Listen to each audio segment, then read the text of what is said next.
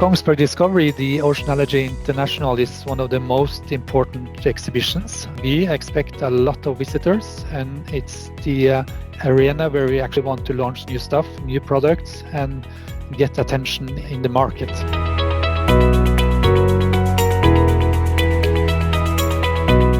What we see at Oceanology International is a huge technology base, which is very important for the transition into sustainable energy and similar. So I think the Oceanology International is an important place to be when we want to find out how we should move towards the sustainable energy transition.